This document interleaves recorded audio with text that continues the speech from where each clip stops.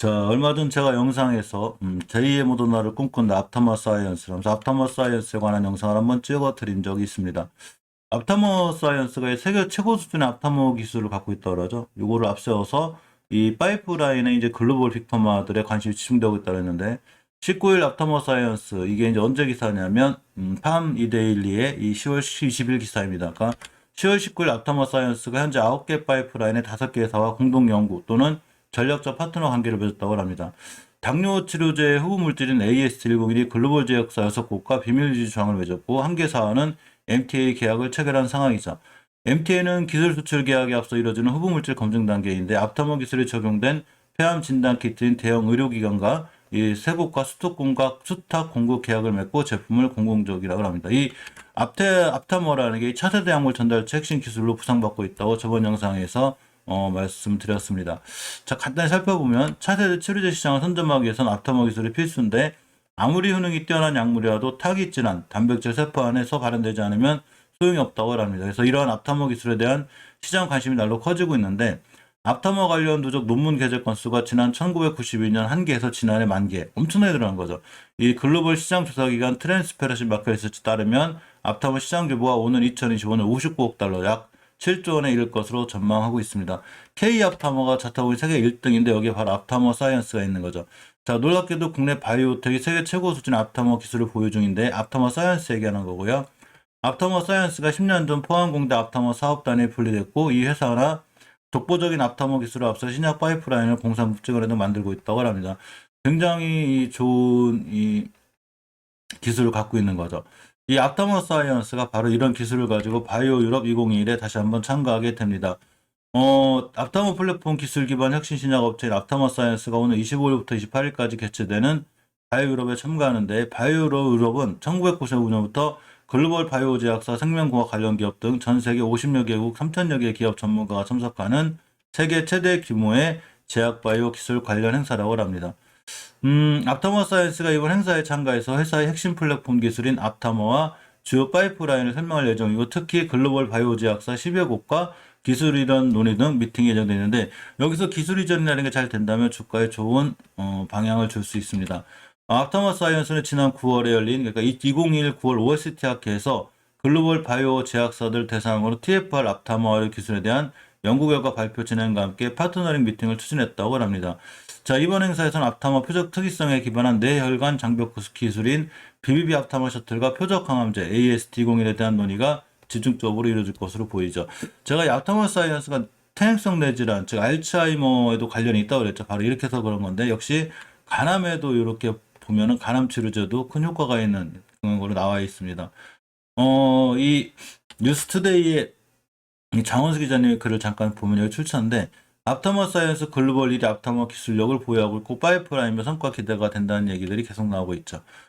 키움증권 20일 앞타머 사이언스 대 고성능 앞타머를 효과적으로 발굴하는 기술, 발굴된 앞타머를 응용 목적에 맞게 최적화하는 기술, 이에 기반한 치료제 및 진단 제품 개발 기술 모두 보유한 기담에 현재 진단과 신약 개발 파이프라인을 모두 보유했고 폐암 초기 진단 키트는 연내 국내 매출 본격화가 예상된다고 전하고 있습니다. 사실 여기 뉴스데이 이제 기사니까 자세한 글 한번 읽어보시고요. 저번 영상에서 제가 이 앞타머 사이언스 잘 말씀드렸고, 이 차트를 잠깐 보면 앞타머 사이언스가, 월봉에서 위치가 높지 않아요. 물론, 이번에 이제 제약바이오주가 이제 9월달, 10월달 내내 속을 시켰기 때문에 그것 때문에도 어쩔 수 없이 상장 후에도 많이 이제 우하향해서 무너졌지만, 최저점을 기준으로 16,250원대를 기준으로 기술적으로 대응하면 되고, 이번 주가 이제 이번 달 마지막 거래일인데, 이번 달 마지막 거래일 안에 5개월 선임만 올려놓고 돌아 나가주면 장기적으로 추세가 턴이 되는 상황이 될 수 있습니다. 주봉에선 저번 주에 5선 돌파해놨는데, 일단 20주선을 못 들었기 때문에, 좋은 호재로 인해서 20주선 위에서 출발하면 20주선 깨지 않는 선상에서 대응, 가격으로 보면, 22,200원대가 돼. 아직 21,900원인데, 22,200원에서 출발해서 22,000원만 깨지 않으면 다시 한번 크게 상승할 수 있고, 만약 깨게 되면, 5주선까지 밀렸다 다시 돌아 나갈 수 있습니다. 일봉에서는 이제 꽤 급등했죠. 이날도 벌써 8%대 갔다가 며칠 쉬고 이날 12%또 하루 쉬었다가 금요일장에 혼자 이렇게 25, 20%까지 올라갔다. 그때 순간 16,000원 하던 주식이 23,400원을 찍고 왔기 때문에 잠깐 조정은 들어올 수 있어요. 물론 여기서 다시 한번 크게 또 올라갈 수 있긴 하지만 그렇게 되기보단 조정이 들어왔을 때 5일선이나 21선, 우리가 보통 생명선이라고 생각하는 21선을 기준으로 추가로 대응하는 게 맞지 않나 생각해 보고, 투자자금의 동향을 잠깐 보면 원체 10월달, 9월달 내내 이 바이오주에 대한 기관들이나 외국인들의 매도세가 강해서 역시 앞타머 사이언스도 그런 거에 대한 영향은 좀 받았습니다. 외국인이 10월달에 매도했죠. 그렇지만 크게 많은 물량은 아니고, 역시 기관도 물량을 매도했지만 전체적으로 크게 막 거래량이 실리고 터지면서 밀린 게 아니고, 오히려 올라갈 때는 거래량이 실리고 터지면서 올라갔기 때문에 조금 쉬었다가 다시 한번 올라가거나 이렇게 좋은 상황이 생기지 않을까 나름 기대가 되는 주식이기도 합니다. 자, 같은 퇴행성 내지는 알츠하이머 관련주로다가 우리가 항상 피플바이오를 잘 살펴보고 있는데, 자, 스포츠 동아의 출처입니다.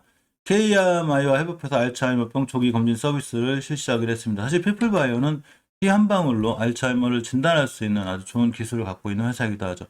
퇴행성 뇌질환 혈액 기반 조기 진단 전문 기업인 피플바이오는 최근 KMI 한국의학 연구소와 검진센터 손잡고 알츠하이머병 조기 검진 서비스를 오픈했다고 합니다. 원래 이제 9월 중에 론칭 예정이었었는데 이제 코로나로 인해서 오픈 한 달 늦어졌고, 그 기간 KMI 서울 본원과 중앙분석센터의 장비 세팅과 서비스 개시 준비를 마쳤습니다. 자, 이 영상도 한번 피플바이오 찍을 때 알려드렸고요. 알츠하이머병 조기 검진 서비스를 한다는 건 어쨌거나 피플바이오에게도 회사들로 알릴 수 있는 좋은 기회가 되고, KMI 한국의학연구소가 서울 3개소를 비롯해 수원, 대구, 부산, 광주 등 전국 7개소의 건강검진센터를 운영 중이라고 합니다. 강성민 피플와이 대표가 이제 평균 수명 증가로 인해 건강 수명과 알츠하이머병이 글로벌 헬스 이슈로 떠오른 만큼 피플바이오 혈액 검사가 유의미하게 사용될 수 있도록 다양한 방안을 고민하겠다고 밝혔습니다. 이 말씀드린 대로 피플바이오는 혈액 검사 한 방으로다가 알츠하이머를 진단할 수 있는 세계적인 기술을 갖고 있죠. 근데 요새 주가는 말씀드린 대로 아토머 사이언스가 그랬듯이 제약바이오도 무너질 때 같이 무너졌기 때문에 사실은 조금 바닥짓고 돌아가야 되지 않나 이렇게 생각해 봅니다. 자, 피플바이오가 퇴행성 뇌질환 치료에 개발한 자회사 뉴로바이오를 또 설립했죠. 퇴행성 뇌질환의 다각적 솔루션을 모색하고 있고, 미토콘드리아, 천연조출물, 항체는 다양한 방식을 통한 치료법을 찾기 위해 글라스염, 다당인 바이오, 사이런 테라피스 등 이런 기업에 투자하기도 하였습니다.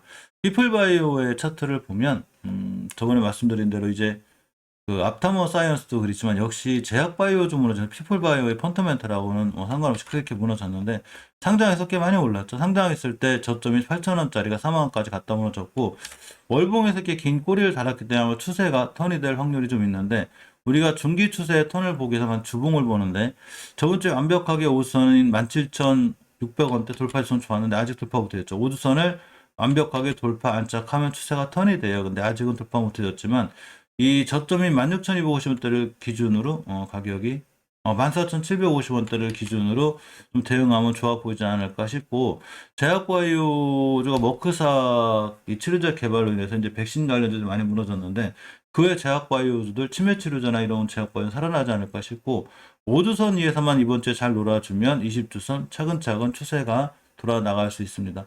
일봉에서는 21선 근처에 있죠. 21선을 회수해 주는 게 제일 중요해서 무도운 주식은 물론 이제 본인들만의 투자 판단이 있겠지만 21선을 돌파 안착해주고 돌아나가는 게 굉장히 중요합니다. 지금 사실 피플바이오만 그런 게 아니라 우리나라 지수 전체적으로 보면, 지수 차트를 보면 코스닥 차트가 좀 빨리 무너지고 있죠. 일봉에서 보면 이렇게 지금 상거래일 내내 떨어졌는데, 이렇게 순간 V자 반등했으니까 이제 그럴 수도 있다고 치지만, 특히 제약바이오주의 흐름들이 굉장히 안 좋아서 그거에 대한 영향도 피플바이오에 있는 거고, 최저점이 14,750원대를 기준으로 더 이상 밀리지 않으면 추가로 좋은 흐름으로 이어가지 않을까 생각해 봅니다.